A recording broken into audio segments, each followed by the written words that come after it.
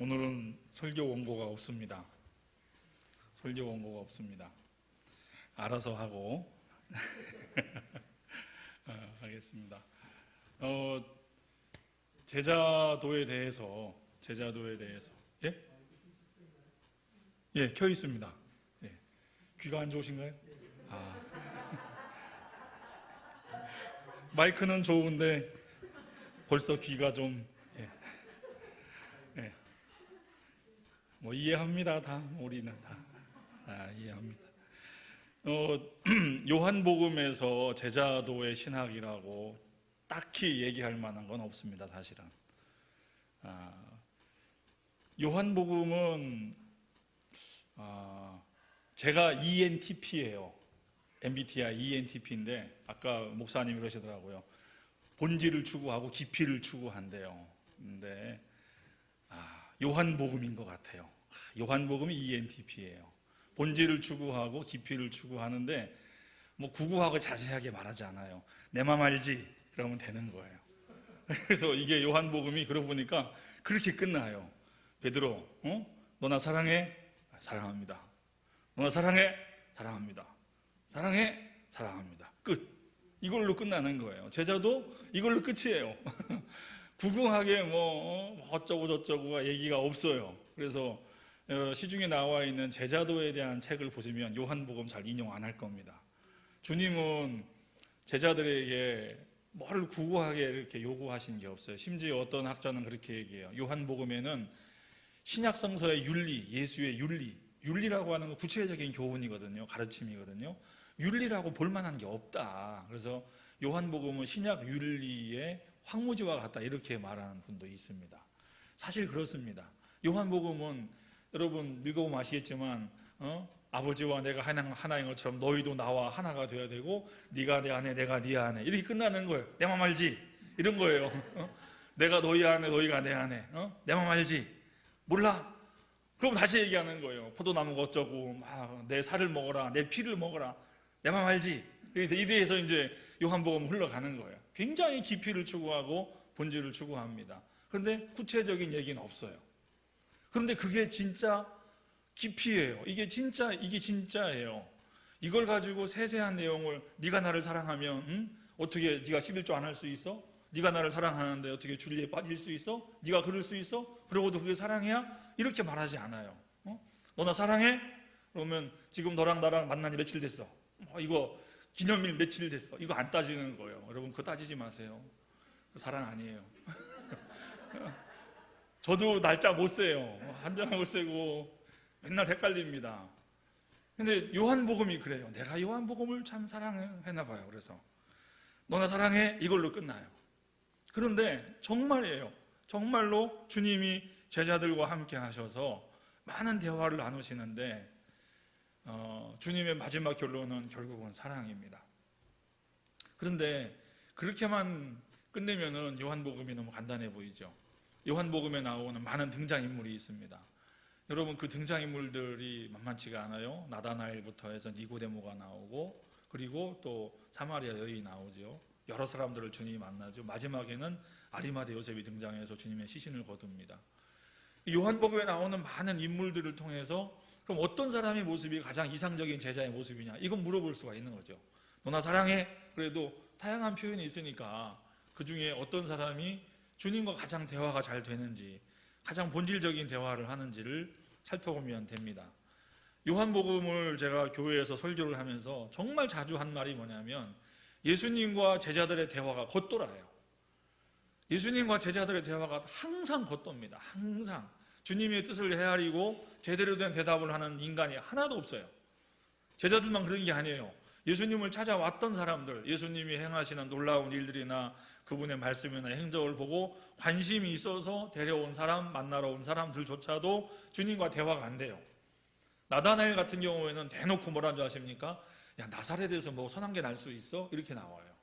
고향 따지고 출신 성분 따져서 저 사람하고는 뭐 배울 것도 없고 들을 것도 없다 그래요.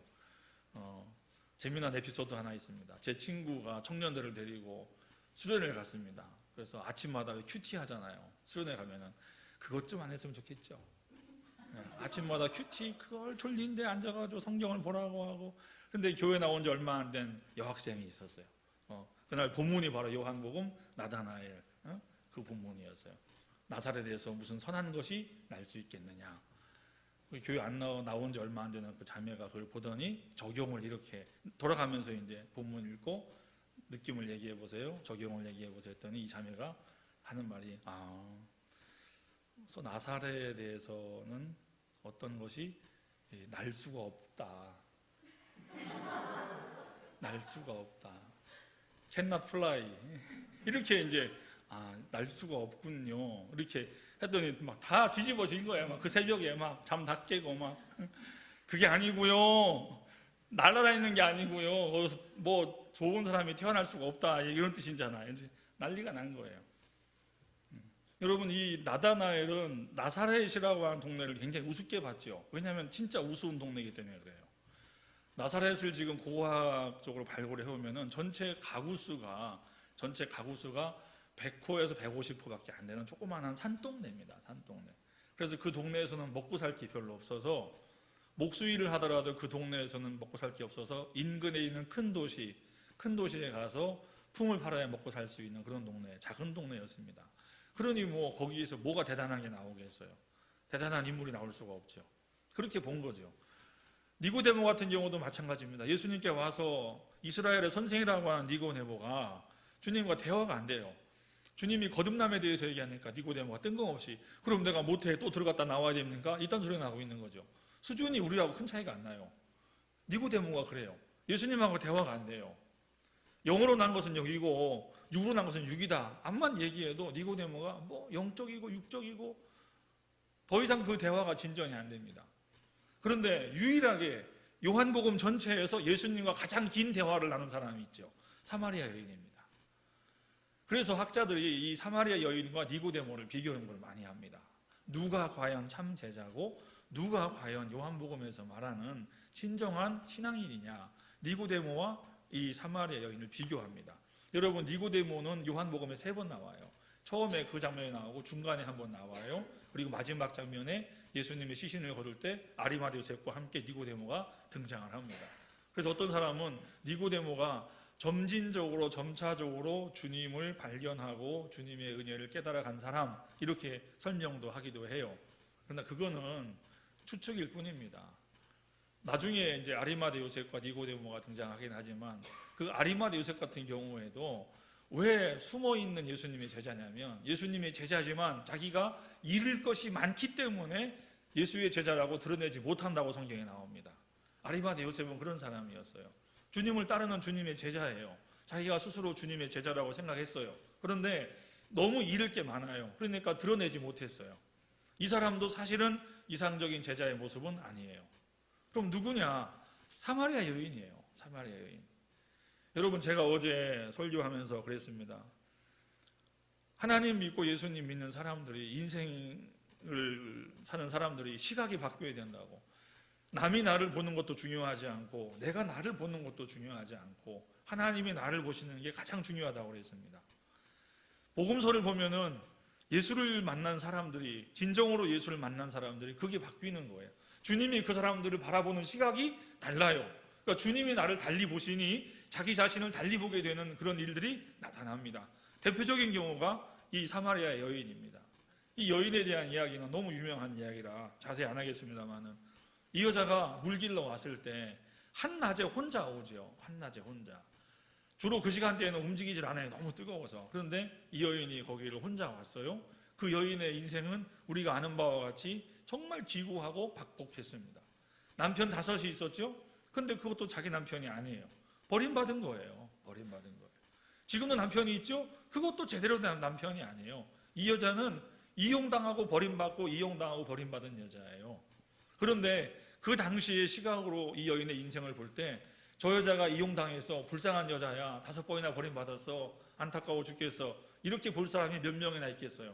오죽 못났으면 저게 무슨 문제가 있지 저게 하자 있는 인생이야 저게 문제 있는 인생이야 그러니까 버림받고 저렇게 이용만 당하지 아무리 좋게 얘기해도 저 등신 저 바보 이렇게 되는 거예요. 그런데 이 여자가 예수님과 나누는 대화를 보세요.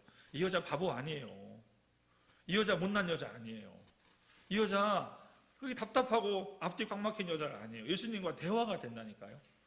성경에서 예수님과 가장 오랫동안 대화를 주고받은 여인이 이 여인이라니까요. 주님과 대화를 합니다. 내게 물 좀 달라 했더니 어떻게 유대 남자가 저한테 물 달라고 하십니까? 당연한 얘기죠. 너에게 물을 달라는 자가 누군지 네가 알았다면 네가 오히려 나한테 물을 청했으리라. 이 물을 마시는 자는 더다시 목마르려니와 내가 주는 물을 마시는 자는 영원히 그 배에서 생수의 강이 흘러나리라. 목마르지 아니하리라.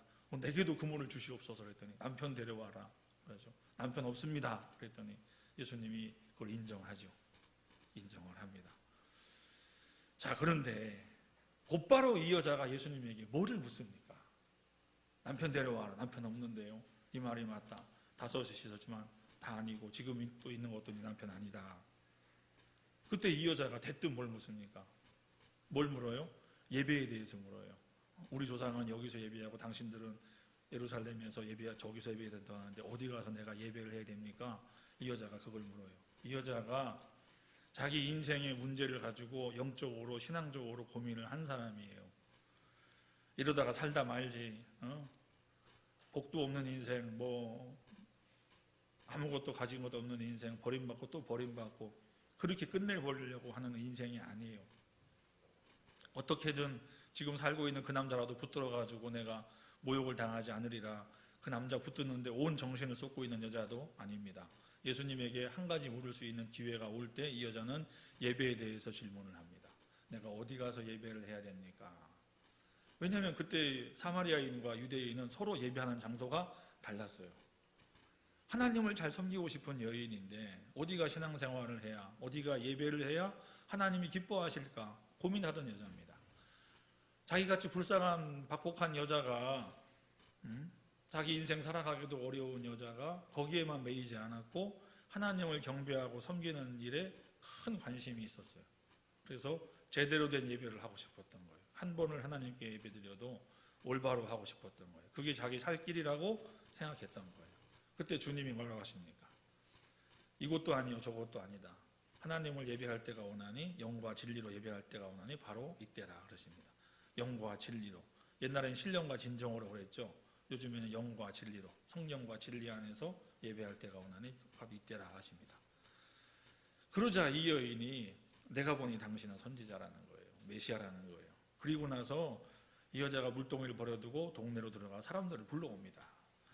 이 여자가 자기를 바라보는 관점이 달라진 거예요.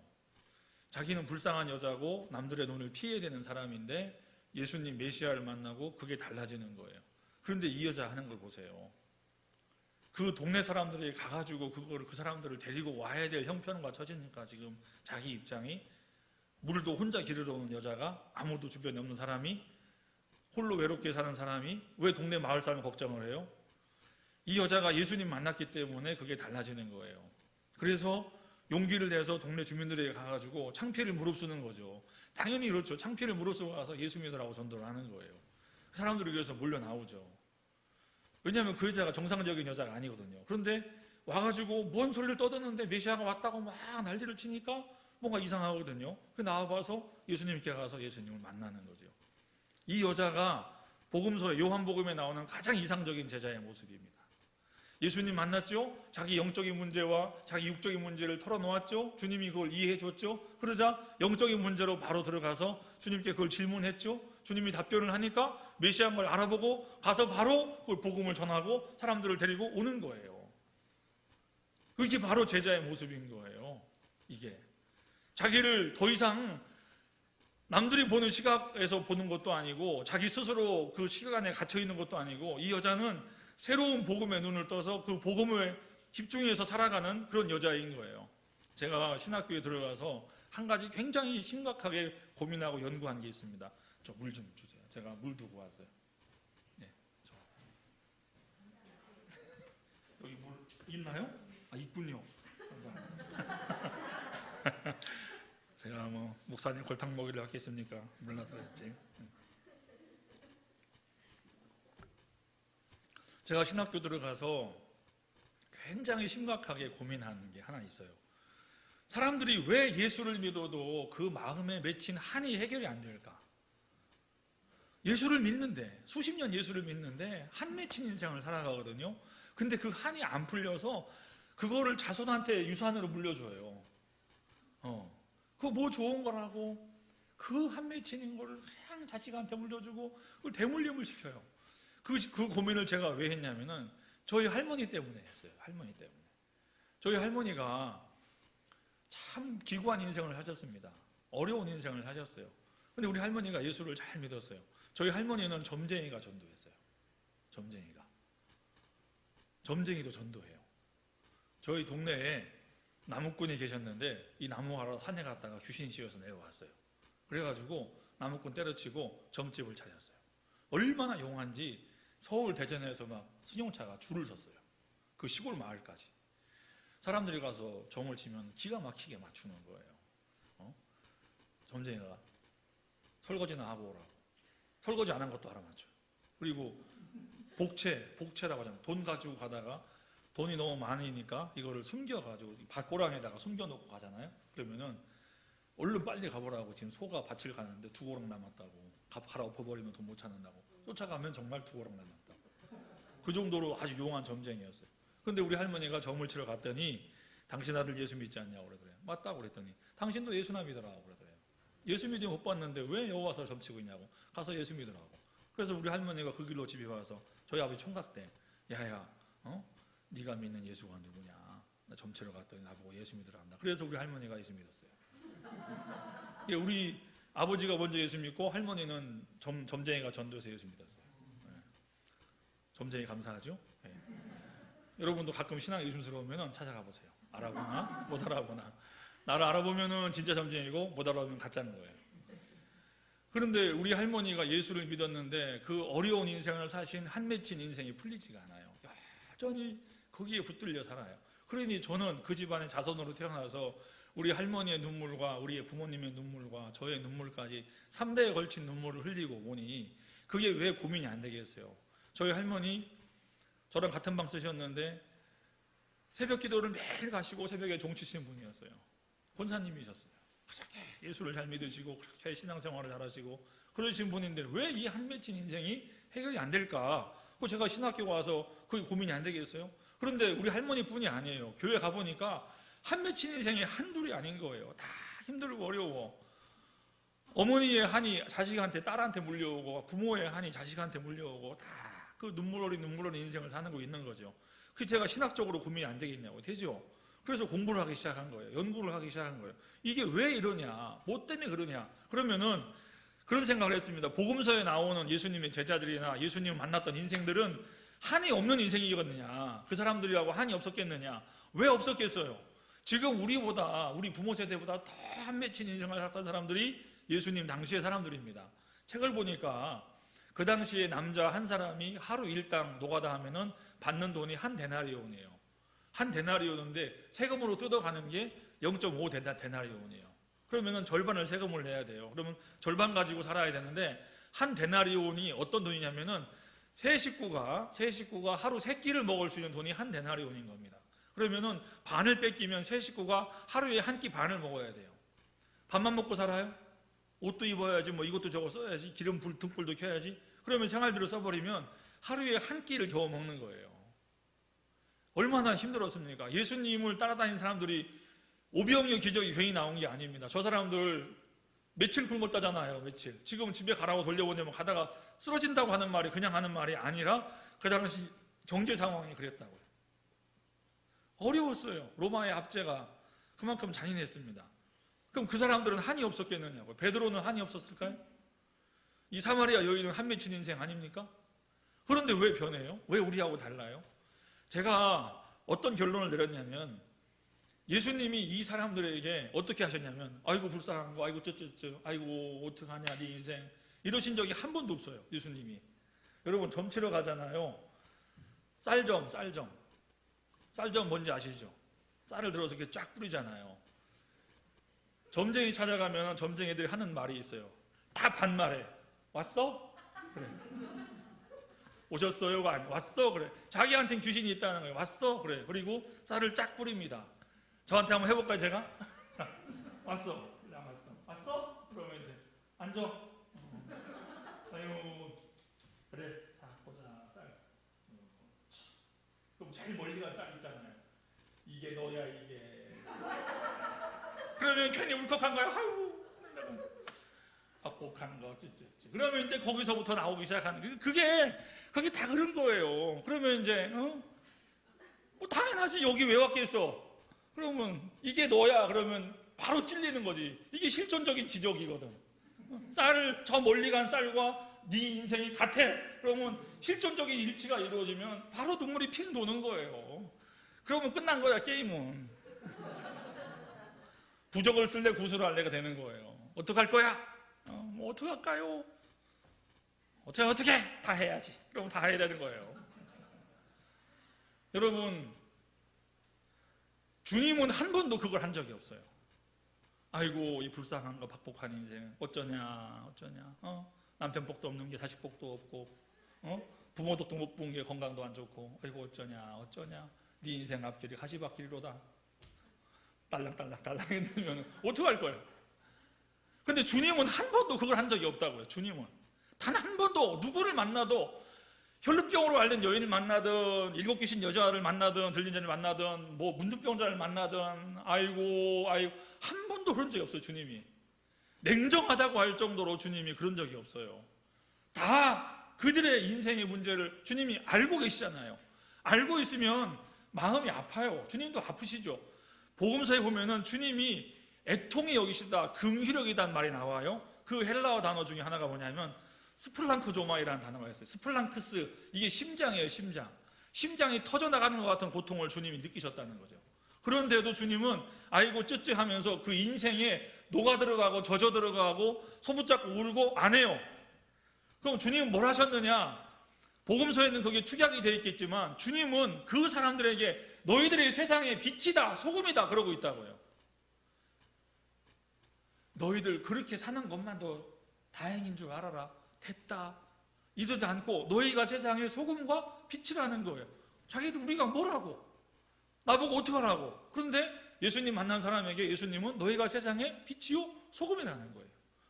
그 존재부터 인생을 보는 눈부터 바꿔주는 거예요. 심령이 가난한 자가 복이 있다는 거예요. 애통하는 자가 복이 있다는 거예요. 온유한 자가 복이 있다는 거예요. 천국이 니들 거라는 거예요. 그리고 너희가 세상의 빛이라는 거예요. 소금이라는 거예요. 말이 됩니까? 그런데 그렇게 하신다고요. 새로운 사명을 주시고 새로운 인생을 보는 눈을 주신다고요. 그 전에 가지고 있던 그 인생을 보는 눈에서 벗어나게 하신다고요. 그거를 가장 빨리 벗어난 여자가 사마리아 여자입니다. 누구보다 불쌍한 여자예요. 이 중에 제가 목회를 지금까지 했지만 이 사마리아 여인보다 불쌍한 여자는 교인 중에 만나본 사람 없어요. 어떤 여자도 이 여자보다 불쌍한 여자 없어요. 제 주변에는. 제일 불쌍한 여자예요. 그런데 주님은 이 여자에게도 혀를 차지 않아요. 남편 데려오라고 그 문제를 지적하시지만 그 여자의 인생을 긍정하십니다. 맞다고, 네 말이 맞다. 버림받은 인생인 걸 주님이 아시는 거죠. 근데 거기서부터 출발해요, 주님은. 그리고 새로운 사명과 새로운 인생을 주시는 겁니다. 제가 성경을 보니까 그래요. 그런데 우리 한국 성도들이 우리 할머니부터 시작해가지고 그거를 깨닫지 못해요. 내가 무엇을 위해 살아야 되고 내가 무엇을 추구하며 어떤 방향으로 살아야 되는지를 몰라요. 그럼 교회 가서 뭐 하냐? 맨날 울다 오는 거예요. 찬송 울고 옛날에 할머니들 찬송 주실 때는 이게 꺾잖아요. 복의 근원 강림하사 찬송하게 꺾어요. 제가 중학교 들어가는데 음악 시간에 선생님이 노래 시키길래 제가 노래 부르는데 꺾었어요. 근데 선생님이 너 왜 꺾냐 그러더라고요. 안 꺾었는데요? 그랬더니 너 꺾었대. 다시 불러보래. 너 또 꺾었잖아. 언제? 그랬더니 나중에 제가 꺾었더라고요. 할머니들하고 하도 구역립을 들다 보니까 저도 모르게 이걸 배운 거예요. 이렇게 꺾는 거를. 복의 근원 강림하사 찬송하게 하소서 한량없이 자비 꺾어요. 이렇게 음이 딱딱딱 끊어지지 않고 꺾어 올라가. 노인들은 힘들거든. 이게. 그 교회 가서 울고 오고 어느 시인이 쓴 시 중에 그게 있습니다. 누가 이제 그 시가 간단한데 할머니 어디가? 교회 예배당 간다. 왜 가? 울러 간다. 왜 교회로 가? 울 데가 없다. 그게 시예요. 그 시인데, 유명한 시인데, 그게 과거 우리 할머니 어머니들의 신앙의 모습이었어요. 울 데가 없으니 교회 가서 울었어요. 저도 지금 생각나는 게 새벽 기도를 가면은 그 예전에는 의자가 아니라 자부동이죠. 자부동을 깔아놓습니다. 그러면 새벽 기도를 끝나고 돌아간 자리에 보면은 아침 해가 떠오르면은 예배당에 이렇게 쭉 빛이 들어오잖아요. 그 자부동 앞에 눈물이 툭툭툭 떨어지는 게 보였어요. 옛날에 우리 할머니들, 어머니들 성경 찬송가가 우글우글했어요. 왜 우글우글했어요? 하도 울어가지고 여기 눈물이 떨어져가지고 저 제대로 된 찬송가가 없었어요. 은혜로운 찬송가는요 다 우글우글했어요. 눈물 묻어가지고 맨날 울다 가는 거예요. 자식이 위해 울고 남편이 위해 울고 그러면서도 힘들고 어려운 인생을 살고 그분들은 무엇을 위해 살아야 되는가 하면은 결국은 한 맺힌 인생을 붙들고 사는 거예요. 누가 그걸 위로해줘요? 남편이 위로해줘요? 자식이 그거 알아요? 먹고 살기도 어려운데 그 어려운 길을 어떻게 넘어와요? 눈물로 넘어온 거예요. 부흥회 하면은 막 열광적으로 찬송하고 은혜 달라고 도와달라고 기도하고 그런 세월을 사신 거예요. 그런데 은혜는 받아요. 은혜도 받고 여러 가지 받는데 문제는 뭐냐? 한 맺힌 인생이 해결이 안 돼요. 그걸 떨치고 일어나서 새로운 방향으로 가야 되는데 새로운 방향이란 건 없어요. 과거에는 또 교회에서 목사님들이 제자로서 살아야 되는 새로운 방향, 빛으로 소금으로 살아야 되는 새로운 인생의 목적을 사실 거의 말씀해 주신 바가 없어요. 그냥 이 한 맺힌 인생을 주님의 힘으로 이겨내라 그거 했을 뿐입니다. 그러니 한이 해결이 되나요? 안 되죠. 원수가 용서가 되나요? 절대 안 되죠. 그게 채워지지 않으면 영원히 한 맺힌 인생으로 사는 거예요. 제가 복음서를 보고서 그걸 알았어요. 주님은 그렇게 안 하시는구나. 새로운 방향과 목적을 분명히 주시는구나. 그거 매달리고 살아봐야 평생 해결 안 된다는 거 주님도 아십니다. 이 사마리아 여자의 인생 예수님이 붙들고 평생을 상담을 해보세요. 해결되나? 안 되지. 어떤 좋은 남자를 만나야 이 여자의 인생이 해결되겠어요? 그런데 이 여자가 정말 자기 인생을 다 해결해 줄 수 있는 그런 좋은 남자 만날 가능성이 있습니까? 그럼 그걸 놓고 기도해야 돼요? 40일 금식을 해야 돼요? 그게 삶의 목적인 거예요? 아니잖아요. 복음이라고요. 복음이라고요. 주님을 만났고 자기 인생을 새롭게 보게 되었고 그거를 남에게 알리게 됐어요. 그 동네 사람들과 이 여자가 어떤 관계인지는 모르겠지만 좋은 관계였겠습니까? 그런데 가서 복음을 전하잖아요. 새로운 인생이 시작이 된 겁니다. 예수님 만난 사람들이 다 그렇습니다. 우리 인생이라고 하는 것은 주님을 만나 그 방향과 목적이 달라지는 거예요. 그게 제자입니다. 그래서 주님은 우리의 존재에 대해서 네가 내 안에 내가 네 안에라는 말을 자꾸 쓰시는 거예요. 어제도 말씀드렸지만 주님이 우리 안에 우리가 주님 안에 거하는 한 가지 유일한 방법은 이 항아리가 바다에 빠지는 것과 똑같다고 그랬습니다. 그 안에 잠기는 거예요. 잠기는 거예요. 사실은 그러면은 나라고 하는 자아는 많은 부분 상실되는 겁니다. 사라지는 거예요. 근대 시대 이후로 자아에 대한 개념이 확장이 됐습니다. 중세 시대만 해도 자아, 개인이라고 하는 건 존재하지 않았습니다. 어떤 집단의 한 부분이고 가족의 한 부분이고 가문의 한 부분이고 어느 사회의 한 부분이었지 내 자아 시전이라고 하는 거는 중세 시대에 존재하지 않았고 근대에 겨우 눈을 뜬 거예요. 그러면서 점점 발전해서 이제는 자기 자아와의 자아 충족과 자아 욕구 충족과 자아 완성의 길을 지금은 엄청나게 추구하는 거예요. 시중에 가장 많이 나오는 책이 뭔지 아시죠? 자기개발서예요. 자기개발서. 사람들은 다 자기를 개발해야 된다고 그래요. 그래야 승리한다고 그러고 이긴다고 그래요. 경쟁사회라고 합니다. 맞습니다. 그러면 그렇게 해서 만족을 하냐고요. 사람들이. 만족을 누리나요? 행복해 하나요? 별소리를 다 하죠. 그러나 다 쓸데없는 소리입니다. 다 쓸데없는 소리입니다. 그게 문제입니다. 오히려 자아 확대의 인생을 살고 자아 완성의 인생을 살고 자기 충족의 인생을 살려고 할수록 사람은 비참해지게 되어 있습니다. 그래서 지금 세상은 발전했는데 그렇게 비참해진 우리 모습을 발견하게 되는 거죠. 근데 성경이 그걸 얘기하느냐? 네 인생을 살아라. 성경에서 그렇게 한다고요? 아니요. 네 인생을 살아라가 아니에요. 하나님 안에서 주와 함께 동행하라 그러지 네 인생을 살아라 그러지 않아요. 너를 완성해라. 한 번도 주님은 우리의 완성에 대해 말씀하신 적이 없어요. 복음에 대해 말씀하시고 하나님 나라에 대해 이야기하죠.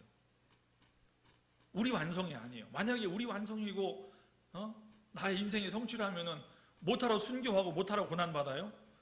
어리석은 짓이죠. 그걸 자기가 왜 해요? 그런데 성경은 그걸 얘기하지 않아요. 사도 바울 같은 경우에도 골로새서 1장에서 그리스도의 남은 고난을 그의 몸된 교회를 위하여 내 육체에 채운다 그래요. 교회가 우선이었어요. 내 사명이 우선이었어요. 내가 무엇을 위해서 하는가가 그게 우선이었어요. 그래서 사도 바울 같은 경우에도 빌립보서에 보면은 내가 지금이라도 육신을 떠나 주와 함께 거하는 것이 소원이지만 내가 너희를 위하여 육신에 거한다 그래요. 바울은 이 땅에 오래 사는 것도 원치 않았어요. 갈 수 있으면 얼른 가는 게 좋은 거예요. 바울 입장에서는. 그런데 주님 맡기신 일, 교회 일 때문에 여기 남아있다고 바울 그렇게 얘기해요. 바울이 염세주의자입니까? 염세주의자 아닙니다. 염세주의자 아니에요. 근데 바울이 그렇게 얘기합니다. 우리 성도들이 예수님 만나서 어떤 인생의 시각이 변했는가?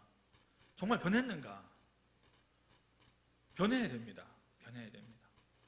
내가 완성하는 내 인생이 중요한 게 아니라 어떻게 보면 우리는 퍼즐의 하나예요. 그리고 우리 인생에 대한 평가는 여기서 끝나지 않아요. 여기는 아무것도 이루 끝나지 않아요. 여기는 정말 길이에요. 길. 나그네의 길이에요. 순리의 길이에요. 여정이에요. 우리의 모든 평가와 완성은 주님께 가야 있는 거예요. 성도들이 그걸 모르면 안 돼요. 그렇기 때문에 자기를 희생하고 자기를 깨뜨리고 헌신하는 것을 두려워하는 거예요. 제가 전도사 때 어느 교회에서 막 설교를 했습니다. 설교를 해서 제가 옛날에 뭐 성령 받은 체험한 이야기 막 간증하고 기도합시다 그랬더니 그 다음날 교회 청소하러 오신 집사님들이 저보고 그래요. 전도사님 아무리 그러셔도 우리는 기도 안 해요. 전도사님처럼 기도했다가 성령 받으면 큰일 난다는 거예요. 성령 받으면 큰일 난대요. 그 사람들은. 왜? 성령 불이 확 임하면은 주님이 자기 인생을 확 잡고 끌어가지고 막 어떻게 할지 한다는 거예요. 그게 두려운 거예요. 더 대놓고 돈 많은 분들이 그럽시다. 돈 많은 분들이 안 해. 그리고 한 번은 이제 전도단을 데리고서 이제 그 아파트 전도를 갔어요. 전도를 가고서 다 전도한 다음에 점심때 돼가지고 칼국수집에 가서 칼국수를 먹었습니다. 그 중에 한 분이 하신 말씀이 나는 우리 교회에 지금이 딱 좋아. 더 넣는 거 싫어. 지금 딱 좋다는 거예요. 그래서 전도를 왜 하러 와? 오라니까 오는 거예요. 근데 정말 나는 우리 교회 지금이 딱 좋아 그래요. 기가 막힌 오디언, 기가 막히잖아요. 근데 이게 싫어해요. 그리고 그때 안수 집사님 부인 되시는 집사님인데 하루는 저보고 그래요. 그 아들이 서울대 다니는 아들이 있어. 서울대 다니는 아들이. 근데 얘가 신앙이 너무 좋아. 여름방학 때면 CCG 가고 어디 캠프 가고 엄마가 걱정이 돼서 죽겠는 거야. 이놈의 새끼 방학 때인데 왜 맨날 캠프를 가고. 그래서 내가 집사님 가서 문의 받고 하면 좋죠. 저러다가 신학교 가면 큰일 나잖아요. 내 앞에서. 그럼 나는 이미 큰일 난 인생인 거죠. 자기 아들은 서울대 갔으니까 큰일 나면 안 되는 거예요. 이제 신학교 가는 건 망가지는 거예요. 맞아요. 그게 맞아요. 우리 망친 인생이고 우리 베리몸이고. 예. 그리고 한 번은 제가 대전에 있는 그 자운대라고 있어요. 거기 육군종합기술학교 뭐 이런 데가 모인 데인데 거기 그 교회에서 횃불교회에서 봉사할 때인데 우리 교회 집사님 한 분이 저한테 와서 상담을 하는 거예요. 자기 딸이 이대를 다녀요. 이대. 자기 딸이 이대를 다닌다고. 축하드린다고 그랬더니 그 집에 딸이 딱 하나입니다. 자기 딸애가 남자애를 사귀었는데 신학생인 거예요. 엄마가 고민이 돼가 죽겠는 거예요. 저한테 와가지고 어떻게 하면 얘들이 헤어지게 할까요? 그게 나보고 어쩌라고요. 내가 보고 나는 전도사고 이미 베리몸인데 자기 딸이 신학생하고 사귄다고 큰일 났다는 거예요. 그래서 자기가 머리를 쓰기 시작했대요. 처음에는 말렸는데 이제는 안 돼가지고 떼비뒀대요. 떼비두면 알아서 떨어질 거라고. 그것도 머리라고 쓰고 있는 거예요. 뜯어 말리면은 더 달라붙을 거니까 무관심하면은 떨어지겠지. 결론이 뭐냐? 떨어지라는 거예요. 성도들이요, 그게 싫은 거예요. 성령께서 오셔서 자기 인생을 확 사로잡아가지고 끌고 가는 게 두려운 거예요. 나는 지금이 좋은 거예요. 지금이 좋은 거예요.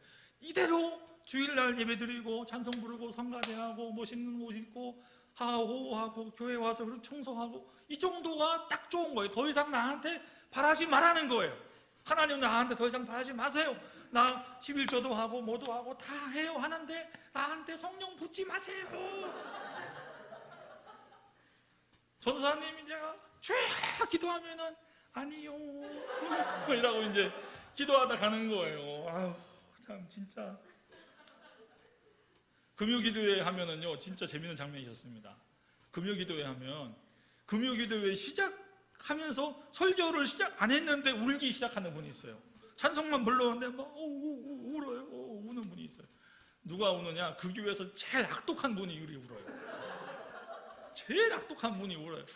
설교하다가 막 짜증이 나는 거예요. 울지 좀 말지, 좀 듣고 말씀을 듣고 변화 받아야지. 왜 울어 울기는?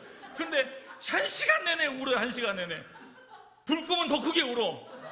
그래놓고 다음날 와가지고 온 교회를 막 헝클어뜨리고 막 싸움박질하고 그런 여전도 회장이 있었어요. 답답한 거예요. 악한 것들은 울기나 하지, 착한 것들은 성령 싫다고 하지, 자기 자식 신학교 갈까봐 벌벌 떨지, 교회 전도하러 갔는데 우리 교회 딱 좋아요 이러지. 이 교회 꼴이 기가 막혔습니다.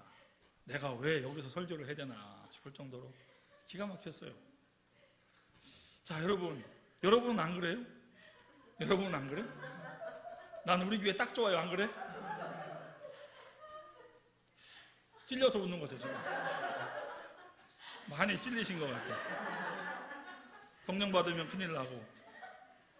예수님 만나면은 그게 바뀌어야 돼요. 자기를 보는 눈도 바뀌고 인생을 보는 눈도 바뀌고 목적이 달라져야 돼요. 목적이.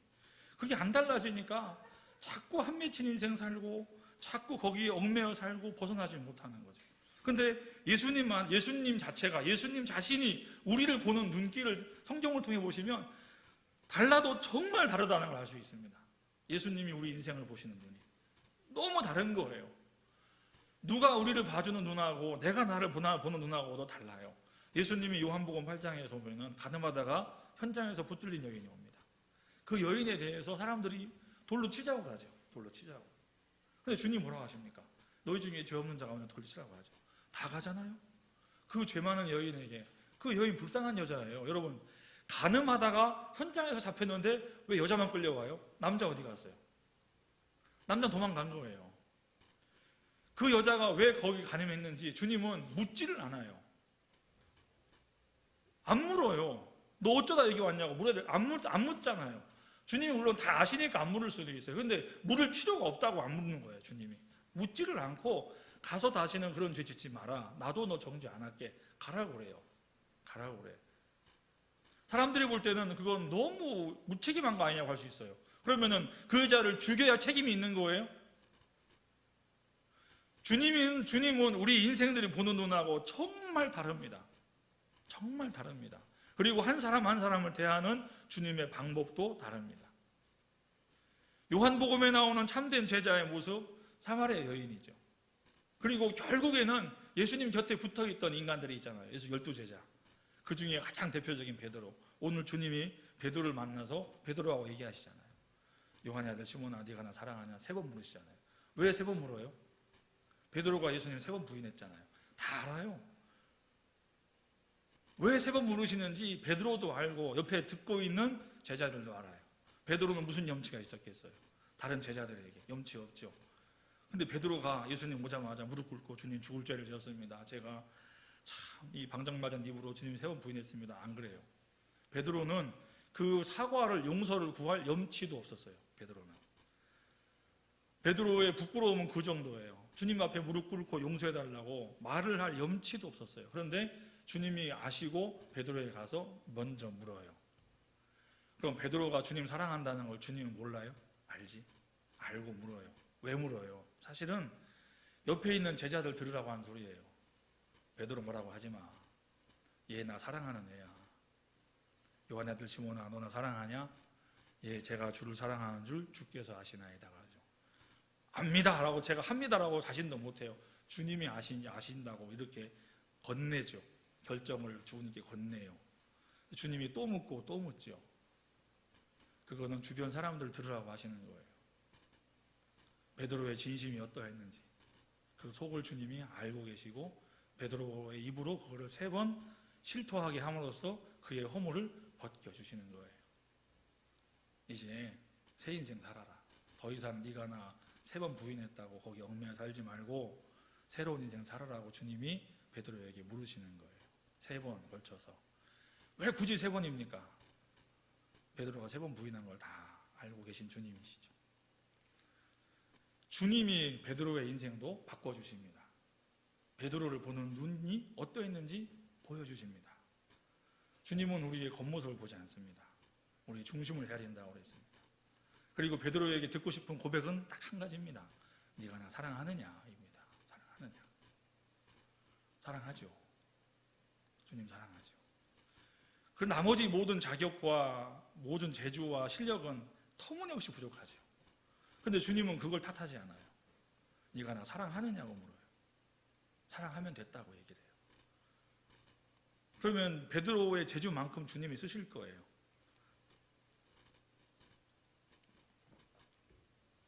그런데도 베드로는 끝까지 사실은 인간적인 시각을 버리지 못합니다. 주님 쟤는요? 라고 물어요. 베드로가. 저 제자 어떻게 됩니까? 주님 뭐라고 하십니까? 그건 네 알 바 아니고 그러잖아요. 그건 네 알 바 아니고. 그게 우리가 그래요. 우리는 나한테 주어진 인생 내가 열심히 가면 되는데 쟤는요 자꾸 묻고 싶은 거예요. 쟤는 나보다 아파트가 좀 크네요. 쟤는 나보다 애가 우리 애보다 공부 잘하는데요. 이렇게 되는 거예요. 자꾸. 제가 청주에 어느 교회에 있을 때 주일날 오후에 교회 나온 지 얼마 안 된 한 1년 조금 넘은 집사님을 대표기도 시켰어요. 했더니 이분이 나와서 기도를 하시는데 뭐라는 줄 아십니까? 주님 저는 많이 부족해요. 아는 것도 없어요. 정말 너무 연약해요. 부끄러워요. 저는 뭐 성경도 잘 모르고요. 저 남편도 예수 안 믿고요. 뭐 그렇다고 우리 애가 공부를 잘하는 것도 아니고요. 막 그래요. 거기서 왜 자기의 공부가 나와요? 대표기도 하면서 하나님 앞에 자기가 부끄럽다고 얘기하는데 제가 성경을 많이 하는 것도 아니고요. 남편이 교회를 나오는 것도 아니고요. 그렇다고 우리 애가 공부를 잘하는 것도 아니고요. 하나님 저는 부끄러운 인생이에요. 이러더라고요. 자기 애가 공부를 못하면 부끄러운 인생인 거예요. 그거를 기도 시간에 얘기를 해요. 기도 시간에. 성도 여러분들도 그럴지 몰라요.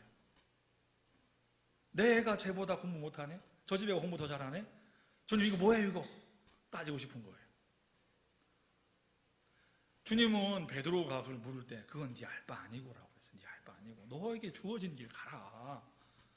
너에게 주어진 길 가라. 우리는 끊임없이 비교하고 끊임없이 상대방을 고려하고 그러면서 자기를 비참하게 만들죠. 그걸 벗어나야 돼요. 벗어나야 돼요. 사마리아 여인이 만약에 거기서 못 벗어났으면 또 주저앉았을 겁니다.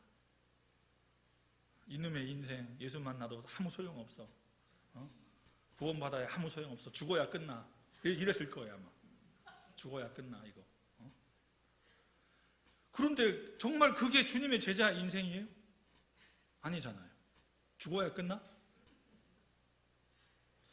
여러분 가늠하다 현장에 잡힌 여인도 마찬가지예요. 새로운 인생을 살지 못하고 자기 인생을 새롭게 보지 못하면 제자의 길 못 갑니다. 예수님이 제자들에게 네가 내 안에 내가 너희 안에 거하자고 하셨던 이유, 너희가 서로 하나가 되어야 된다고 한 이유는 새로운 자아입니다. 새로운 자아. 주님 안에 있는 내 모습, 주님과 함께하는 내 모습, 주님을 사랑하는 내 모습입니다. 나머지는 중요한 게 아닙니다.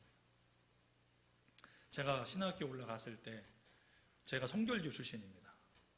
어릴 때 다녔던 교회가 성결교인데 그 교회가 아주 시끄러운 교회였습니다. 목사님이 오시면 1년 만에 쫓겨가시고 6개월 만에도 가시고 또 오셨다가 또 1년 만에 가시고 그런 교회에 사서 나중에는 오실 수 있는 목회자가 없었어요. 아무도 안 오려고 그래요. 우리 교회를. 시골에 있는 교회지 교회도 별로 안 크지 교회는 시끄럽지.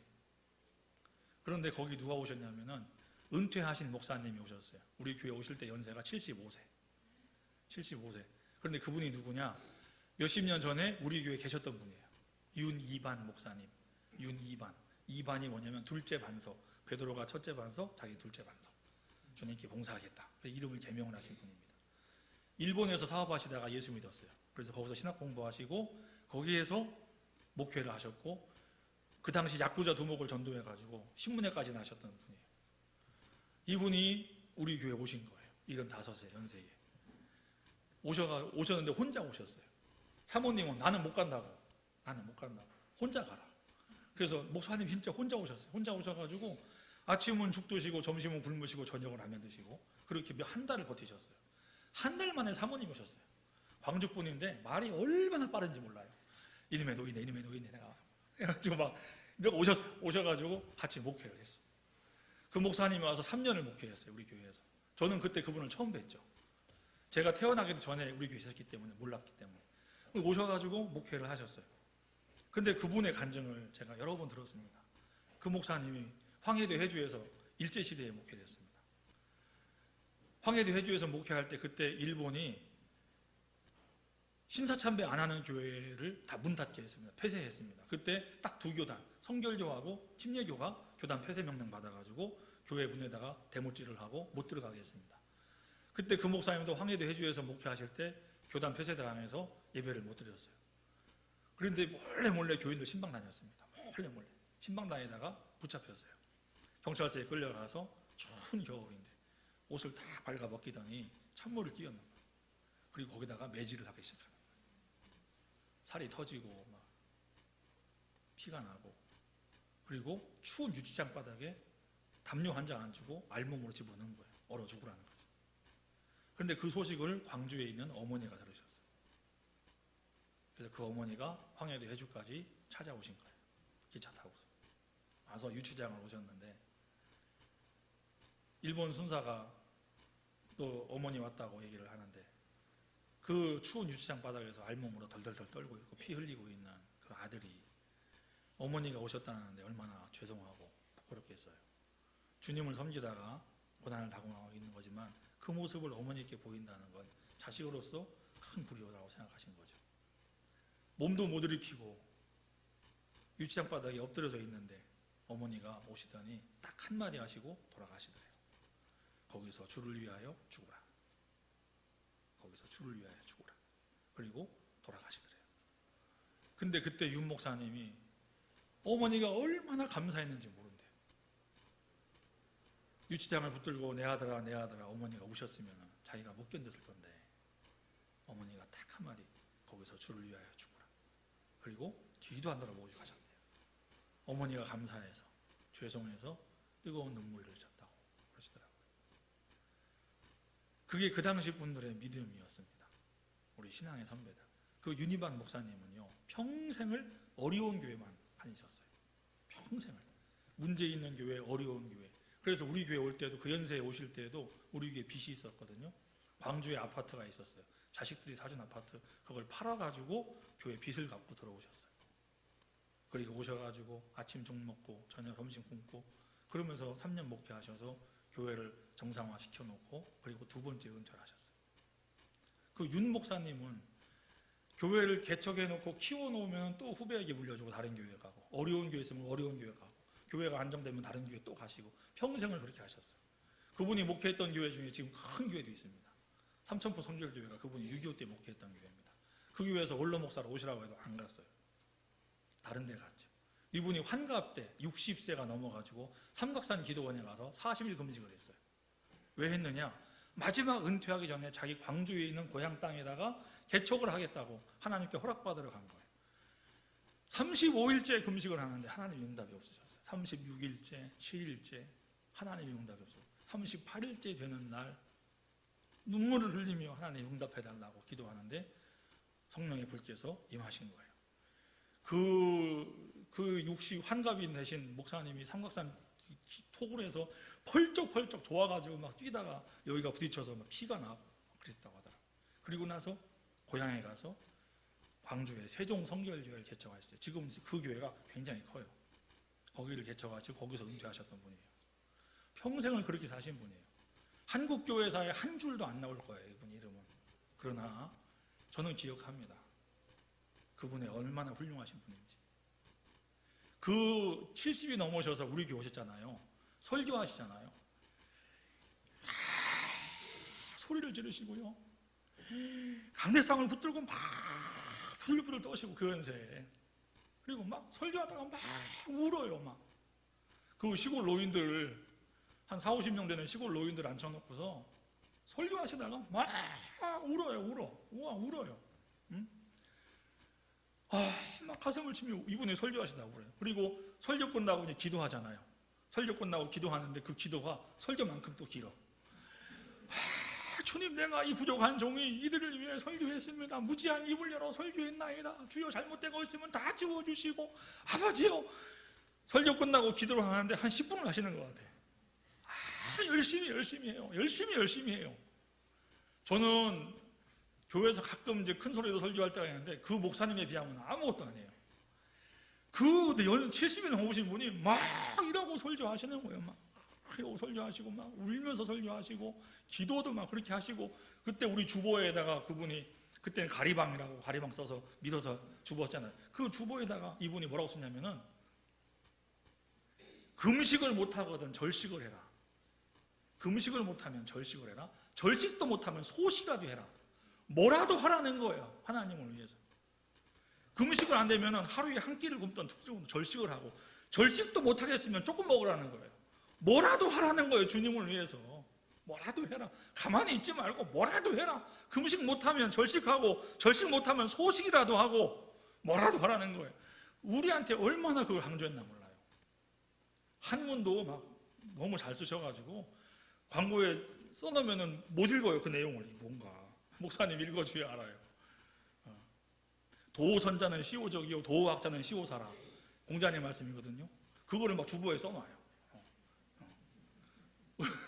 도선자는 시오적이요, 나보고 착하다는 자는 나의 적이요 나보다 악하다는 자가 내 스승이다. 성도 여러분, 주님 말씀을 듣고 여러분 죄가 찔려야 그 말씀이 여러분에게 선한 말씀이십니다. 이런 거예요. 막 써놓고. 정말 열심히 목회하셨습니다. 제가 그분 존경합니다. 제가 이 얘기를 왜 하느냐, 할 얘기 많아요. 정말 제가 만났던 훌륭하고 아름다운 성도들도 있어요. 목회자가 부끄러울 정도로 주님을 사랑하는 성도들의 이야기도 있습니다. 그런 분들을 생각하면 제가 나중에 여러분 우리가 주어 천국에 가면 주님의 보좌가 저 앞에 있을 것이고 거기에 우리 성도들이 쭉 있을 거 아닙니까? 그러면은 분명히 저보다 저 앞자리에 우리가 사랑하는 집사님이나 성도님들이 저보다 훨씬 주님이 가까이서 주님을 찬양하고 경배하고 계실 거예요. 저는 확신해요. 그런 성도들이 있어요. 자기가 타고난 인생이 어떻든 맞이하게 된 운명이 무엇이든 그것과 아무 상관없이 주님과 동행하고 믿음의 길을 가고 복음의 길을 가고. 제가 한 분만 얘기만 하고 마치겠습니다. 김태옥 집사님이라고 분이 계셨어요. 울릉도 출신인데 아이 셋을 기르셨어요. 남편이 택시기사인데 바람이 나가지고 집을 돌보지 않았어요. 이혼도 안 해주고. 근데 이분이 파출부일을 하면서 아이를 길렀어요. 기르다가 암에 걸렸어요. 경북대 병원에 갔는데 암이라고 수술해야 된다고. 수술해도 가망이 별로 없다고 그랬어요. 온 교회가 눈물 흘려 기도했어요. 그분도 기도했어요. 그 다음에 수술하려고 병원 갔는데 암이 사라져 버렸어요. 그래서 암이 싹 나와서 살았어요. 근데 김태욱 사님 뭐라고 됐냐면, 하나님 나 딱 10년만 살게 해주세요 그랬어요. 10년째 되는 해에 재발에 돌아가셨어요. 그런데 그분이 어떤 분이었냐면은 파출부하는 분인데 일주일에 이틀을 파출부를 비웠어요. 안 가고. 하루는 주일날 지킨다고 안 가고, 하루는 화요일이든 목요일이든 따로 비워가지고 그날은 교회 와서 교회 건물을 청소를 했어요. 자기가 혼자 걸레 빨아서 닦고 파출부 일하듯이 교회 와서 일을 했어요. 그 집사님 안 하셔도 된다고, 우리 같이 한다고. 전사님 난 이게 너무 좋아요, 너무 좋아요 이러시고. 그런데 하루는 저한테 왔어요. 전사님 나 주일학교 반사 좀 시켜라. 하시라고 해도 돼요? 해도 되지요? 그 시켜드렸더니 학교 앞 전도를 가잖아요. 그러면은 라면 박스 요만한 걸 찢어가지고 거기다가 써요. 메타니아 몇 반 우리 아이들 모여라. 그걸 들고 있어요. 애들이 쫙 몰려오니까 키 작은 선생님이 안 보이니까 그걸 들고 있으면은 그걸 보고 애들이 쫙 몰려와요. 그러면은 야쿠르트 하나씩을 주는 거예요. 그리고 머리 쓰다듬어주고 내일 교회에서 보자, 내일 교회에서 보자, 아이고 이쁜 자식 내일 교회에서 보자 그러는 거예요. 그게 학교 앞 전도예요. 친구 데려와라, 친구 데려와라. 그 공과를 가르쳐주면 이분이 못 배운 분이거든요. 그런데 얼마나 아이들한테 열심히 하시는지 제가 감동을 해요. 말을 유창하게 하는 게 아니에요. 그 마음이 아이들에게 전달이 되는 거예요. 애들이 그러니까 그 반이 자꾸 성장을 하죠. 애들이 너무너무 자꾸 늘어났어요. 너무너무 참 좋은 교사였어요. 그렇게 헌신하였어요. 성경학교 하면은 뭐라도 좀 하고 싶은데 돈이 없으니까 계란 한 3판을 사가지고 이렇게 애들 간식으로 삶아주세요 가지고 오고, 고등어 한 손 사가지고 가지고 오고, 맨날 그러시던 분이에요. 이분이 어느 해는 겨울에 눈이 많이 왔는데 성탄절 예배 끝나고 교인들이 다 식당에서 떡국 먹고 고기 먹고 있는데 밖에 와서 혼자 맨손으로 박스를 묶고 있는 거예요. 그걸 제가 보고 화가 나서, 집사님 왜 여기서 일하고 있냐고 들어가면서 먹으라고 했더니, 전사님 나는요 이게 좋아요, 이게 좋아요. 성도들 맛있게 먹고, 난 저 보는 게 좋아요, 난 이게 좋아요. 저게 뭐가 좋아요, 빨리 들어가서 같이 먹자고. 그러면은 안 가요, 혼자 하시고. 그러다가 암이 재발해서 돌아가셨어요. 병원에 계실 때 물을 못 마시게 하니까 바짝 마른 입술에다가 꺼즈 술송에다가 물을 적셔가지고 물려주시더라고요. 제가 병문안 가서 얼마나 울었나 몰라요. 그런데 이분은요 끝까지 정말 충성을 다하다 가셨어요. 이분 돌아가셨을 때 온 교회가 다 울었어요. 온 교회가 다 울었어요. 저는 그분도 분명히 저보다 앞자리에 주님 보좌 곁에 계신다고 저는 믿어요. 자기 인생 서러워서 그 인생에 매여 살지 않았어요. 그분이 자기가 파출부를 하면서도 할 수 있는 일을 했어요. 전도하고 예수 믿고 충성하고 기도하고 애들 가르칠 수 있는 가르치고. 저는 그분의 인생이 굉장히 귀하다고 생각해요. 저보다 귀하다고 생각해요. 예수 만나면 변합니다. 변해야 됩니다. 주님 사랑으로 변해야 됩니다. 우리의 겉모습은 중요하지 않아요. 과거도 중요하지 않아요. 너 나 사랑하느냐? 이 말에 대한 고백이 중요한 거예요. 내가 주님 사랑한다. 지금 내 처지가, 내 모양이, 베드로가 뭐 있어요? 아무것도 없지. 그런데도 내가 주님 사랑한다고 하니까 주님은 주저하지 않고 내 양을 먹이라 그러시잖아요. 내 양을 먹이. 내가 너를 믿는다는 거예요. 내가 너 믿는다. 내가 너 믿는다. 내가 너한테 모든 걸 맡긴다. 그 말씀인 거예요. 주님을 사랑하는 제자, 그것 하나로 모든 자기가 갖추어진 거예요. 제자의 길은 다른 게 필요 없어요. 주님 사랑하는 거예요. 나머지는 주님이 알아서 하시는 거예요. 제발 여러분의 주어진 인생과 운명에 팔 붙들지 마십시오. 한 미친 인생 살지 마십시오. 주저앉아 있지 마십시오. 주님께서 주시는 소망과 믿음의 길을 걸어가십시오. 그게 제자의 길입니다. 주님을 사랑하고 말씀 따라 살고 주님의 영광의 십자가의 길을, 곧길을 소망하는 제자의 길을 걸으시면서 주님이 주시는 은혜를 누리시게 되기를 주님의 이름으로 축원합니다. 기도하겠습니다.